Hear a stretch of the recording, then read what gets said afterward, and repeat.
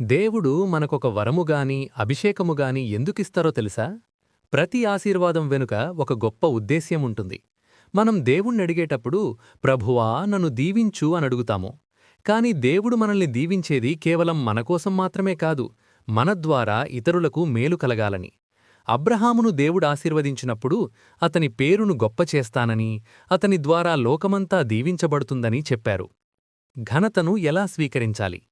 యేసుక్రీస్తువారు ప్రార్థన చేసేటప్పుడు తండ్రి నీ కుమారుడిని మహిమపరచు అనడిగారు. ఎందుకంటే కుమారుడు మహిమ పొందితేనే తిరిగి తండ్రికి మహిమ వస్తుంది.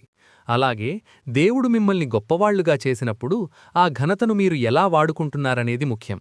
అబ్రహాము, దావీదు, సొలొమోను వీరందరినీ దేవుడే గొప్పవారుగా చేశారు.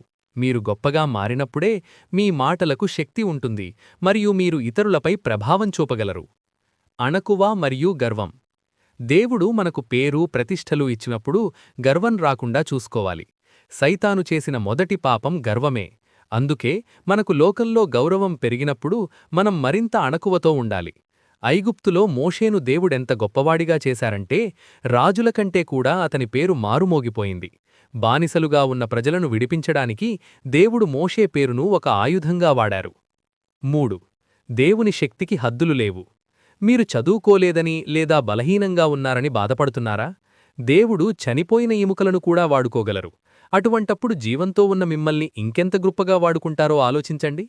గొర్రెల కాపరిగా ఉన్న దావీదును రాజుగా చేసిన దేవుడు మీ జీవితంలో కూడా అద్భుతాలు చేయగలరు. మీ గతాన్ని మరిచిపోండి, దేవుడు మిమ్మల్ని ఒక రాజులా మార్చబోతున్నారు. ముగింపు. దేవుడు తన ప్రణాళికను తన బిడ్డల నుండి దాచడు. అబ్రహాముకు తన మనసులోని మాటను చెప్పినట్లే మీకు కూడా తన ఉద్దేశ్యాలను బయలుపరుస్తారు. ప్రార్థన. ప్రభువా, ఈ వీడియో చూస్తున్న ప్రతి బిడ్డనూ ముట్టుము. వారి అనారోగ్యాలను, బాధలను దూరం చేయుము. వారికి కొత్త బలాన్ని, ఆరోగ్యాన్ని ప్రసాదించుము. ప్రతి ఒక్కరినీ వారి జీవితాల్లో ఉన్నత స్థానాల్లో నిలబెట్టుము. ఆమెన్.